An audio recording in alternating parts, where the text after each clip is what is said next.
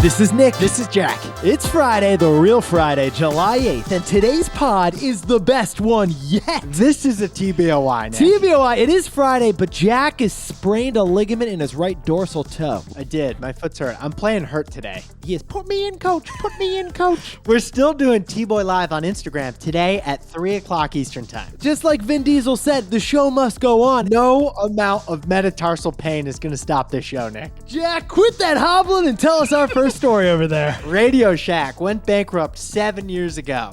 Then it went bankrupt again. But its Twitter account has never been more alive. But Jack, does crazy convert into cash? That's the question. For our second story, Virgin Galactic stock jumped 12% because it has a new way to send you to space. They call it a mothership. Jack and I are calling it a little brothership. For our third and final story, if you want to return that turtleneck you got at Target, they don't even want it. Just keep it. Keep it. It is the return of the end of the returns. Again. But before we hit that wonderful mix, Nick. Honestly, this is a perfect mix, and you are being a team player. Look at you. You're so stable over there. Thank you, Nick. But is anyone going to a wedding this weekend? Yeah, Yetis, if you're going to a wedding this weekend, pay close attention to the altar. Let's look closely at the wedding party, because they're mostly like high school buddies, college buddies. Yeah, and then you got that one weird cousin mom made her include Vivian. But some of that wedding party is on the clock. Some of that wedding party is getting paid to be there. Some of those bridesmaids were hired bridesmaids. We just read an article written by a professional bridesmaid. Literally, she has maid of honor on her resume. She started a paid bridesmaid business. Yeah, she did. She's charging $2,000 per ceremony for brides who don't have enough close friends or aren't super type A. Must have experience holding veils and holding Tammy's hair in the bathroom. Claire Cleary, she seems cool on LinkedIn, but can she tear up on demand? So Jack, what are the positives of being a pro bridesmaid? Free cake, free drinks, free dancing, free raw. Jack, what are the negatives of being a pro bridesmaid? Well, you got to work late Saturdays. You're hungover on Sunday. And that rehearsal dinner speech, it was awkward. You made it all up. And get this, besties. Pro bridesmaids, they get invited to the bachelorette party too. That's right. For an extra fee, that professional bridesmaid will plan the naughty Nashville weekend. So if you just shelled out $3,000 in cash to go to the Amalfi Coast for a destination 5-day wedding weekend, then remember this. You could have been paid $3,000 instead. Jack, let's regret our three stories. 15 years before this song, two boys from the Northeast met in a dorm. They had an idea that caused a cultural storm. It's the best one yet, but the best is the norm. Jack, Nick, that's it. I don't even think they need to practice. 50%, that's a fat tip. T-Boy City on your at-list. If you know, you know, cause we ready to go. We can't wait no more, so just start the show. Start the show. For our first story, Radio Shack, they went into bankruptcy, but their Twitter account just went rogue. Crazy does get you followers. It does. But not necessarily conversions. Jack, if you didn't get your brick-sized yellow Game Boy from Radio Shack, where did you get it, man? Dongles, wires, floppy disks, CD burners. Yeah, it's 1996. Jerry at Radio Shack is going to hook you up. Radio Shack was worth 6 lifts back in 2007. Not too shabby. They had thousands of stores just a few years ago. But then Radio Shack went bankrupt in 2015. And then Radio Shack went bankrupt in 2017, too. We went to their Wikipedia page and we Control-F'd the word bankruptcy. It's mentioned 60 times. Yeah, more than they mentioned the word revenue, sales, or valuation. Now, right before the pandemic, however, Radio Shack got resuscitated. Yeah, get this. A company called Retail E-Commerce Ventures acquired the Radio Shack brand because they thought there was more value in the Radio Shack brand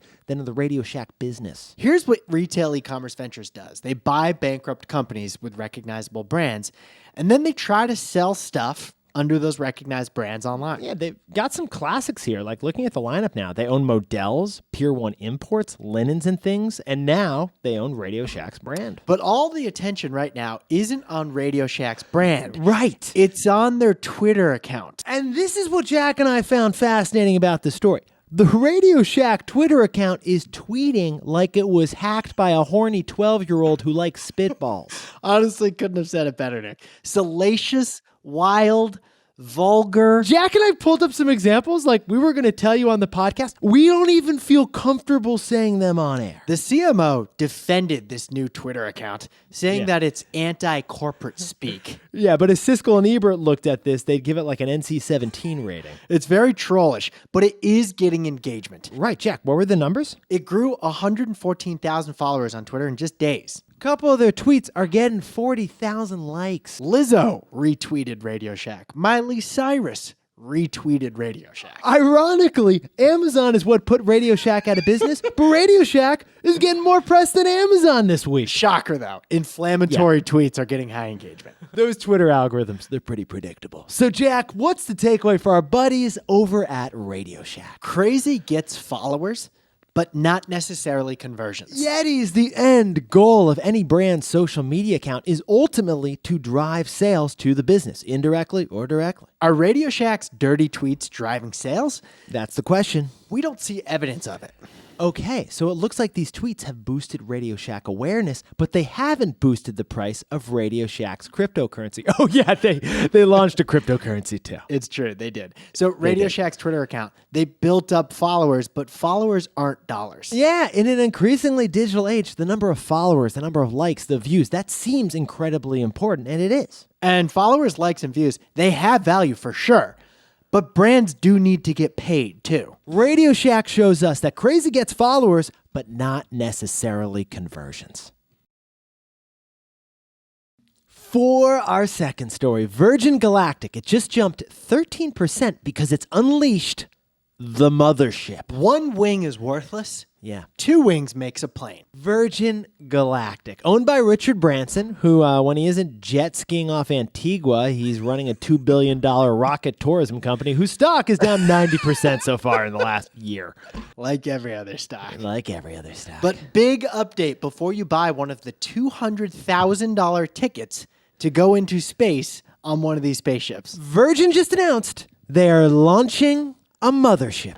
A mothership. Yeah. And we know what you're picturing here because, Jack, I know what you were picturing. Can you share? What were you thinking when you heard this story? We're picturing Independence Day when Will Smith and Jeff Goldblum get together and insert a nuclear bomb into that gigantic spaceship to save the world. Right, because the alien mothership was bigger than a continent. It was huge. It was overtaking the world. The only other thing we think of is a Death Star. Right. Which has dozens and dozens of Imperial Star Destroyers coming at it. So the way Jack and I are seeing this, hey, if Richard Branson, the billionaire, is going to launch a mothership, this thing is going to be like a whole planet with DJs and cool hotels and 10,000 It's going to be jet skis. fantastic. But Nick, Lovely. was Virgin's mothership like that?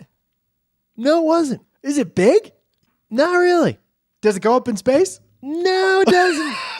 Virgin's mothership, Yetis, it's a glorified plane. Yeah, this thing takes off on a runway like a plane, and it flies super high, kind of just like a plane. The part where the mother happens is when it's up really high in the sky. It releases a smaller ship, the baby ship, if you will, which is a rocket that can finish the journey up into space itself. It feels, therefore, like a marketing move, but it's really a financial move. Because this mothership lets a space tourism company scale a very unscalable thing. And Jack, what is that unscalable thing? Space tourism. Yetis, this one mothership is going to let Virgin go from doing a handful of flights to 200 flights per year. And it's making 2 of them.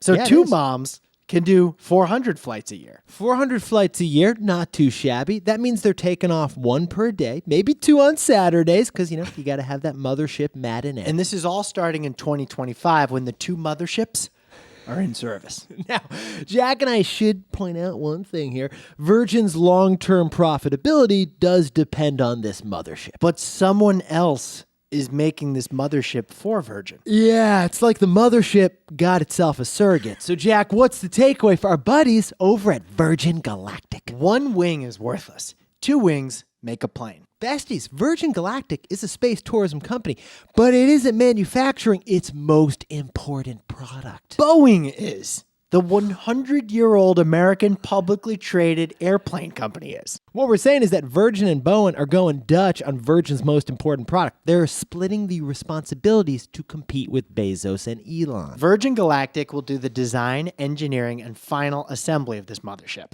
Boeing, they're going to put together the chassis, which is what Boeing, the airplane company, does best. So stocks of both companies jumped on news of this partnership. Because one wing is kind of worthless, two wings, though, that makes a plane.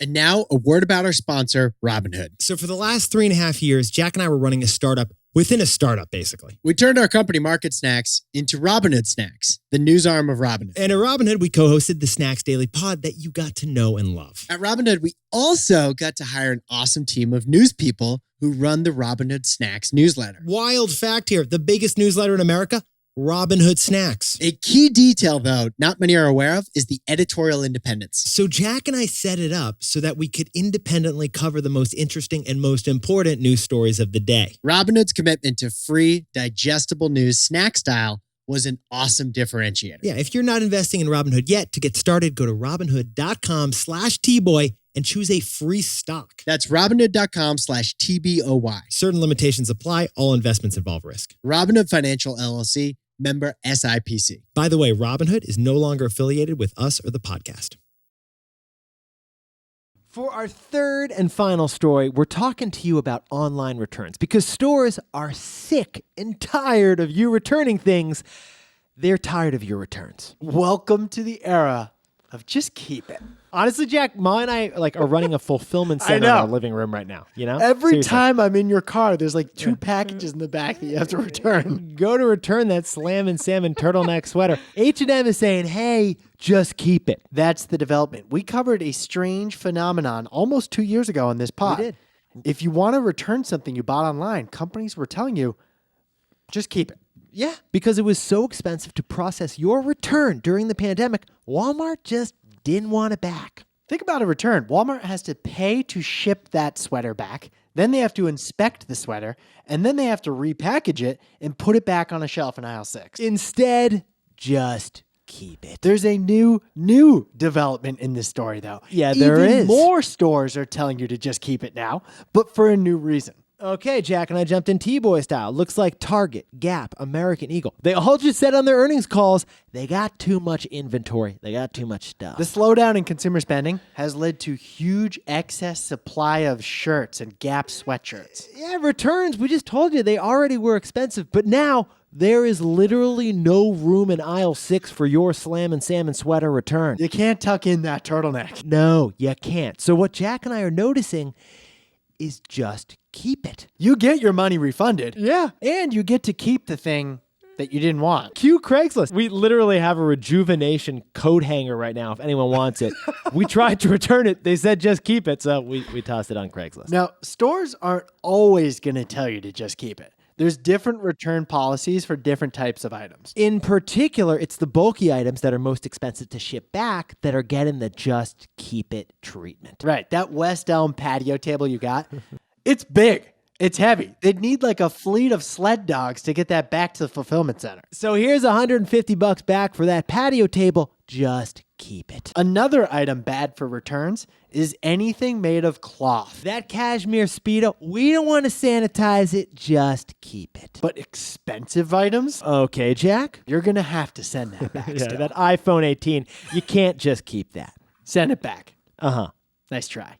Yeah. So, Jack, what's the takeaway for our buddies over in everyone who's a retailer? There's a costly economic underbelly of e-commerce. Okay, Yetis, we have all been taught that e-commerce is the inevitable future of retail. Selling online is cheaper and lower priced because it cuts out middlemen, there's no sales team to pay for, and there's no expensive stores. But here's what Jack and I find fascinating about this. Behavioral economics may change the math on this. And why is that, Jack? Because you are 4 times more likely to return an item if you bought it online instead of in the store. And those returns are more expensive than you think, and they're getting even more expensive. 4 times more returns is brutal because Yeah. retail experts say that a return costs 15 to 30% of the sales price on average. Yeah, because you got the cost to sanitize, the cost to repackage, and the cost to hire Brian and his biceps to refold and restock that turtleneck. Well, that same retail expert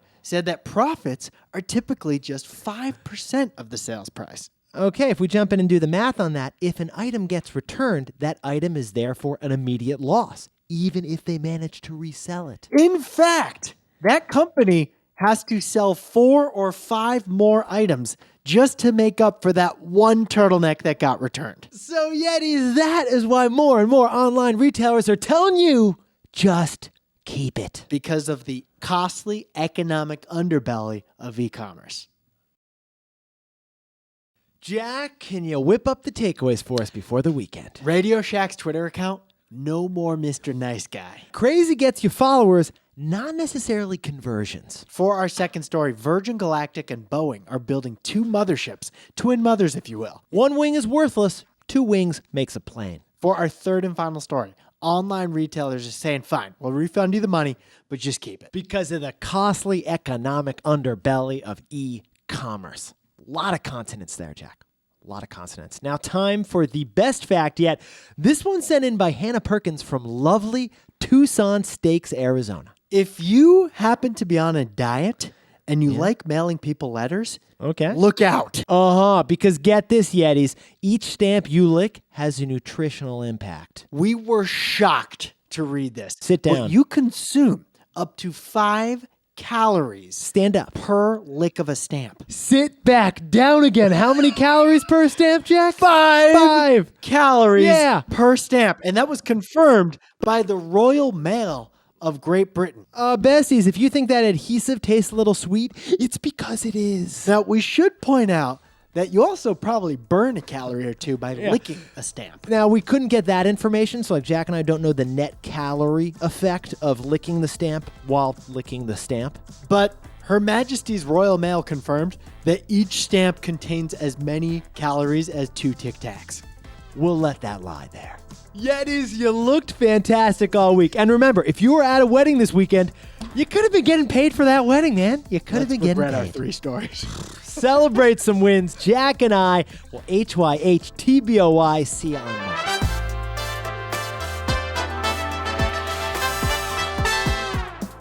And before we go, happy birthday to Ethan Reichenberg, who's celebrating his birthday at Six Flags, probably on a roller coaster right now. And Gloria Steiner got her visa approved and just moved to Santa Monica. Congrats. And Alberto Rojas just got promoted, but owes Gabby a lunch for helping him get the job. Congratulations to Sam Potato Bratton and Nancy Claire, who just got engaged in Birmingham, Alabama. And Chris and the Slightly Stupid Band, congrats on kicking off your 14th year in a row in Montana for that summer tour. And shout out to the guys at Neighborhood Merch, who just relaunched their startup over the weekend. And Ania is at her Unilever internship, turning 23 in New York City. And a big happy 10th birthday to Kadar Shaker in Duval, Washington. And Michael Torbert, enjoy the birthday down in Houston. To anybody else celebrating something today, make it a T-Boy. Celebrate the wins.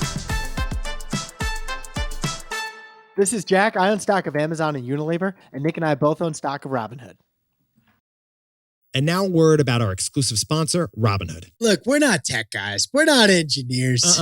Nick, I'm no product manager. You look great, but we're not technically. When our computer's not working, Jack and I turn it off and then we turn it back on again. But when we moved to California to join Robinhood, we were in tech's mecca. So we were soaking up as much about the tech industry as we could. One thing we saw about the tech industry at Robinhood was insane customer focus. Every product launched, every tweak made to the app was a laser-focused move on customers. Robinhood would be interviewing hundreds of users to figure out if one tweak of one button in the app would improve the experience. Inside of Robinhood, we saw that everything the company did was focused on the best outcome for you, the customer. If you're not investing on Robinhood yet, to get started, go to Robinhood.com/Tboy and choose a stock. That's Robinhood.com/TBOY. Certain limitations apply. All investments involve risk. Robinhood Financial LLC, member SIPC. By the way, Robinhood is no longer affiliated with us or this podcast.